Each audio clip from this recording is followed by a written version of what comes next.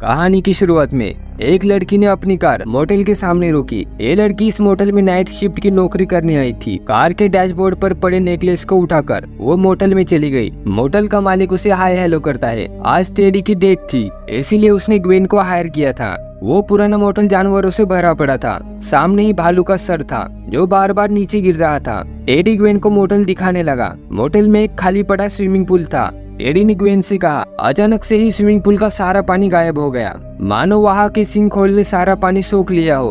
उसने नगर निगम से बात की है और जल्द ही वो सिंक होल बंद कर देंगे। अब वो ग्वेन को स्टोर रूम दिखाने लगा। साथ ही उसने एक बेहद जरूरी सूचना दी। इस दरवाजे को बस बाहर से ही कुंडी है जो अपने आप बंद हो जाती है। इसे रोकने के लिए ईंट पत्थर रखना पड़ता है। अगर कोई बाहर से खोलेगा तो ही अंदर वाला बाहर आ सकता है। काउंटर पर वापस लौटने पर ग्वेन ने रजिस्टर चेक किया। वहाँ पर रूम नंबर 13 का प्राइस बाकी कमरों के मुकाबले आधा ही था। उस पर टीडी ने कहा 13 नंबर से अंधविश्वास जुड़े होने के कारण वो कमरा बंद ही रहता है। जाते वक्त टीडी ने एक पॉम्पलेट दिया और ग्वेन से कहा कुछ ठूसना हो तो इनसे ऑर्डर कर लेना। ये यहाँ का बेस्ट रेस्टोरेंट है क्योंकि यहाँ कोई दूसरा है ही नहीं। ग्वेन ने उसे अपने सिक्योरिटी के बारे में पूछा। अगर कोई सरफिरा आया तो वो अबला क्या करेगी। टेडी ने उसे पुलिस को कॉल करने की राय दी, पर ग्वेन ने कहा पुलिस कभी वक्त पर नहीं आती, तब तक क्या करूं। टेडी उसे कुल्हाड़ी के बारे में बताता है। जरूरत पड़ने पर वो उसका इस्तेमाल कर सकती है। तब तो शायद सामने वाले को ही पुलिस बुलानी पड़ेगी। आगे टेडी ने कहा ऐसी नौबत तो नहीं आएगी। आई तो एक कमरे में खुद को बंद कर लेना, मैं तुम्हें बचाने आ जाऊंगा। तभी वहाँ चूहों की आवाज आई। ग्वेन ने जब चूहों के बारे में पूछा तो टेडी ने उसे रिक्वेस्ट की आज की रात संभाल ले बहन, ये ले आज की पार्टी मेरी तरफ से। टेडी के जाते ही ग्वेन मोटेल की सफाई में लग गई। तभी वहाँ से एक कार गुजरी जिसकी धीमी रफ्तार से हमें अंदाजा हो जाता है कोई ग्वेन पर नजर रख रहा था। इसे नजरअंदाज करके वो वापस काउंटर पर आ गई। काउंटर की चाबियों से उसे पता चला कि सिर्फ रूम नंबर 6 में ही कोई रुका है। ग्वेन ने रूम नंबर 6 का दरवाजा खटखटाया। वहाँ एलिस नाम की चिंगचांग चो रुकी हुई थी। उसकी उंगलियां लाल रंग की किसी चीज से सनी थी। ग्वेन को लगा शायद ये खून है। वो उससे कुछ पूछती, उससे पहले ही एलिस ने दरवाजा बंद कर दिया। तभी अचानक कोई लड़की ऑफिस की ओर जाती हुई दिखी, पर ऑफिस में जाने पर वहाँ कोई नहीं था। उसने इन सब चीजों को इग्नोर करके खाना ऑर्डर किया। तभी फोन की घंटी बजने लगी। वो फोन रूम नंबर 13 से आया था। अगले ही पल किसी औरत के हंसने की आवाजें आने लगी और कॉल कट हो गया। उस डरावनी आवाज की वजह से ग्वेन डर गई थी। वो एक चाकू लेकर रूम नंबर 13 में चली गई। उसने फोन चेक किया, तभी पीछे एक साया दिखने लगा। ग्वेन जैसे ही पीछे मुड़ी तो पीछे कोई नहीं था। फिर से फोन बजने लगा। अचानक से उसके पीछे एक आकृति आई जो ग्वेन से कहती है ये तुम्हारे लिए था। ग्वेन चिल्लाते हुए बाहर भागी। वहाँ खड़ी एलिस हेयर ड्रायर काम न करने की वजह से दूसरा हेयर ड्रायर लेने आई थी। वो दोनों स्टोर रूम में हेयर ड्रायर ढूंढने लगी। एलिस ने ग्वेन से पूछा तुमने रूम नंबर 13 में क्या देखा। ग्वेन ने कहा कुछ नहीं, मैंने 2 दिनों से नींद नहीं ली, इसलिए तुम्हारी शक्ल की आकृतियां नजर आ रही है। ग्वेन को हेयर ड्रायर मिल गया। तभी अकल की अंधी एलिस ईंट को पैर से उड़ाते हुए आगे बढ़ी, जिससे वो दोनों भी रूम में लॉक हो गई। ग्वेन ने एलिस को फोन के बारे में पूछा। एलिस का फोन बाल कलर करते वक्त ही सिंक में गिर गया था। उसे सुखाने के लिए ही तो वो ड्रायर लेने आई थी। तभी लाइट चली गई और चूहे आतंक मचाने लगे। अचानक से कोई दरवाजे पर खड़ा था। ये रेस्टोरेंट का डिलीवरी बॉय था जो खाना डिलीवर करने आया था। उसने डोर खोलकर दोनों को बाहर निकाला। वो दोनों पार्सल चबाने लगी। एलिस के लाल बाल देखकर ग्वेन समझ गई उसके हाथों में खून नहीं बल्कि कलर था।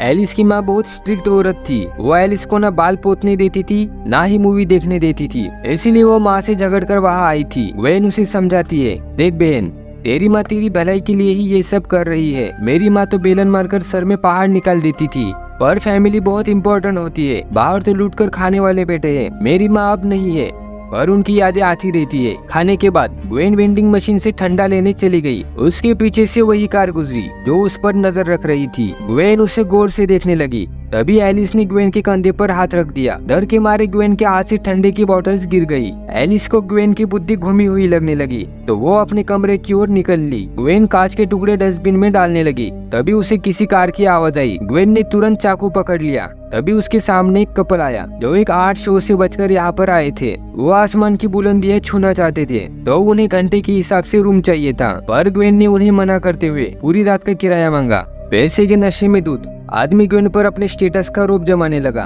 उसने ग्वेन के मुंह पर पैसे फेंकना स्टार्ट किया और बोला कितना किराया है बोल। ग्वेन ने किराए जितने पैसे लेकर उसे रूम की चाबी दी। ग्वेन उन्हें रजिस्टर में एंट्री करवाने बोलने लगी, पर वो कुछ ज्यादा ही जल्दी में थे। वो एंट्री किए बिना ही रूम में चले गए। थोड़े समय बाद ग्वेन ने एक पेपर स्टोर रूम के दरवाजे पर चिपकाया जिस पर लिखा था चूहे यहाँ न आए। अचानक से पुल के सिंक होल से आवाज आने लगी। पुल चेक करते समय ग्वेन पुल में गिर गई। पुल में गिरने के कारण उसका हाथ फ्रैक्चर हो गया था। तभी सिंक होल से एक आकृति बाहर आने लगी। उस आकृति को अपने ओर बढ़ता देख ग्वेन जोर जोर से चिल्लाने लगी। इन मौके पर एलिस ने आकर उसे बचा लिया। अब वो दोनों ही एलिस के रूम में थी। एलिस ने ग्वेन से पूछा, ऐसा क्या देख लिया कि इतना हल्ला मचा के मोहल्ला जगा दिया? ग्वेन ने इस पर कोई जवाब नहीं दिया। आगे एलिस ने बताया कि दरअसल ये भूतिया टाउन है।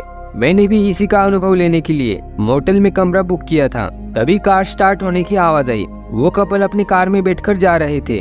ग्वेन ने एलिस से पूछा, क्या तुमने कोई कार देखी जो मोटेल के चक्कर लगा रही है? एलिस ने कहा, उसने कोई कार नहीं देखी। पर ग्वेन इतनी क्यों डरी है? ग्वेन अपने बचपन का हादसा बताने लगी। वाल्टन ग्रे नाम के सीरियल किलर ने उसके माँ बहन की हत्या कर दी। वो ग्वेन को भी मारना चाहता था, पर ग्वेन जैसे तैसे अपनी जान बचाने में कामयाब हुई। उस किलर की दिमागी हालत खराब होने की वजह से उसे मेंटल हॉस्पिटल में भर्ती किया गया था। पर 2 दिन पहले ही किलर हॉस्पिटल से भाग गया। उसे शक था मर्डर के रात वाल्टन ने ही उसके माँ का नेकलेस चुराया था। पर वो नेकलेस 2 दिन पहले उसे मेल बॉक्स में मिला। मतलब वाल्टन अब ग्वेन की भी डोली उठाना चाहता था। उससे बचकर ही ग्वेन घर छोड़कर आई थी। पर वो अब भी कार से उस पर नजर रखे है। एलिस ने उसे पुलिस को कॉल करने कहा। ग्वेन पुलिस को कॉल करने ही वाली थी कि तभी एलिस घर जाने की बात करने लगी। उसे ग्वेन की बातों से अपनी गलतियों का एहसास हो गया था। वो सुबह ही माँ के पास जाने वाली थी। रिसेप्शन पर आने पर ग्वेन को सीसीटीवी में एक साया नजर आया। उसने खिड़की के बाहर झाँक कर देखा पर वहाँ कोई नहीं था। अचानक से वो आकृति ऑफिस में दिखाई देने लगी। उससे जान बचाकर ग्वेन एक कमरे में चली गई। उसने टेडी को कॉल किया और उसके माँ बहन के बारे में कुछ बोलने लगी। अबे तूने बताया नहीं, ये जगह भूतिया है और यहाँ एक 5.5 फुट का भूत भी है, टेडी कहता है। अबे ये कब हुआ? मैंने तो इतने सालों से ऐसा कुछ नहीं देखा। ग्वेन उसे जल्दी से वहाँ आने को कहकर कॉल काट देती है क्योंकि अब उसे ये नौकरी नहीं करनी थी। तभी रिसेप्शन पर घंटी बजी। सामने एक रहस्यमय आदमी खड़ा था। उसने एक रात के लिए कमरा मांगा। वो आदमी कहता है, मुझे तुम्हारी शक्ल जानी अनजानी लग रही है। पर ग्वेन ने कहा, ऐसा कुछ नहीं है, उसे शायद गलतफहमी हुई है। उससे पैसे लेकर ग्वेन ने उसे रूम नंबर 12 की चाबी दी। उसने ग्वेन को कमरा दिखाने को कहा। अचानक से ग्वेन ने 12 की जगह 8 नंबर की चाबी दी। वो कमरे की ओर बढ़ने लगे। तभी उसे वही गाड़ी दिखाई दी जो मोटेल के आजू बाजू घूमकर ग्वेन पर नजर रख रही थी।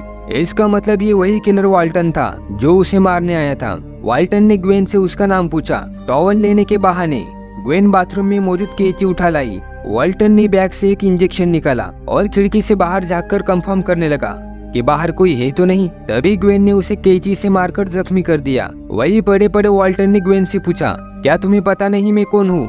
ग्वेन कहती है, तू वाल्टन है, मेरे परिवार का हत्यारा। वाल्टन कहता है, मैं तो तुम्हारा डॉक्टर रेमन हूँ। तुम पिछले 12 सालों से मुझसे ही ट्रीटमेंट ले रही हो। 2 दिन पहले तुम वहाँ से भाग आई। तुमने ही तुम्हारे माँ बहन को निपटा दिया था। ये सुनकर ग्वेन को झटका लगा। डॉक्टर उसे याद दिलाता है, ये सारी बातें ग्वेन ने ही उसे बताई थी। तुम्हारी माँ बहन तुमसे बुरा बर्ताव करती थी, इसीलिए तुमने उन्हें मार दिया। तभी हमें पास्ट का सीन दिखाया जाता है जिसमें ग्वेन अपनी माँ बहन को मार रही थी। ये सब सुनकर भी वो डॉक्टर को ही वाल्टन ग्रे बताती है। डॉक्टर उससे कहता है, वाल्टन ग्रे ग्वेन के ही नाम का एनाग्राम है, मतलब शब्दों की पोजीशन चेंज करके बनाया हुआ अलग नाम। असल में वाल्टन ग्रे नाम का कोई है ही नहीं। अब उसे फिर से 3 साये नजर आते हैं। दरअसल ये उसकी माँ और 2 बहनें थी जो सिर्फ उसे ही दिखाई दे रही थी। तभी मेंटल हॉस्पिटल की वैन की आवाज आई जो ग्वेन को लेने आई थी। ग्वेन को अपने पॉकेट में वो नेकलेस दिखा। डॉक्टर ने उसे बताया, ये नेकलेस ग्वेन को उसके माँ ने दिया था, यही पहनकर उसने सबकी हत्या की थी। ये सारी बातें ग्वेन ने ही डॉक्टर को बताई थी। अब ग्वेन कैंची उठाकर डॉक्टर की ओर बढ़ी। उसने डॉक्टर को मुंह खोलने को कहा। सीन कट होकर हॉस्पिटल वैन में 2 गार्ड बैठे नजर आते हैं। उन्होंने ग्वेन को देखा। गार्ड्स को देखकर ग्वेन रूम नंबर 8 में भागी। चिल्लाने की आवाज सुनकर एलिस भी वहां आ गई। उसने रूम नंबर 8 का दरवाजा खोलकर जो देखा, उसे देखकर उसकी आंखें ही खुल गई। वहाँ डॉक्टर और एक गार्ड की लाश पड़ी थी। डॉक्टर की जुबान की अब कोई कीमत भी नहीं रही थी, वो जमीन पर पड़ी थी। दूसरा गार्ड रेंगता हुआ बाहर आने की कोशिश कर रहा था। उसके पीछे ग्वेन हाथों में कैंची लिए खड़ी थी। एलिस ये सब देखकर चाइना भागने वाली थी, पर उससे पहले ही ग्वेन ने उसे कुल्हाड़ी मार दी और वो एलिस से कहने लगी, बहन तेरे साथ जो हुआ उसकी जिम्मेदार तू खुद है। उठ, समझदार बन, जिम्मेदारी उठा। अब तक टेडी भी वहां पर आ चुका था। ग्वेन को पुल के पास खड़ा देख उसने ग्वेन से पूछा, भूतों से डरकर यहाँ क्यों खड़ी हो? ग्वेन ने उसे कहा, यहाँ आओ, तुम्हें जन्नत दिखाती हूँ। इसके 1 साल बाद एक लड़का उसी मोटल में आया, और अब मोटल पूरी तरह बदल चुका था। पूरी जगह अच्छे से सजाई हुई थी और अब पुल में पानी भी था।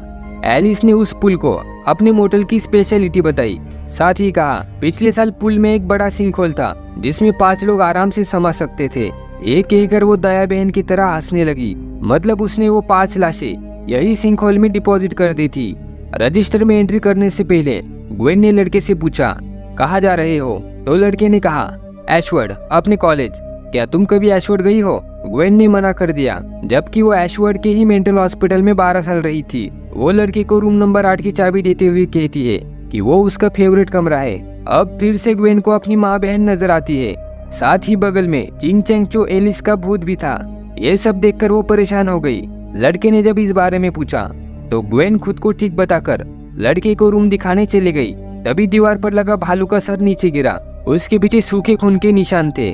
और ये कहानी यहीं पर खत्म हो जाती है। अपने भाई को सपोर्ट करने के लिए वीडियो को लाइक करके चैनल को सब्सक्राइब जरूर करना।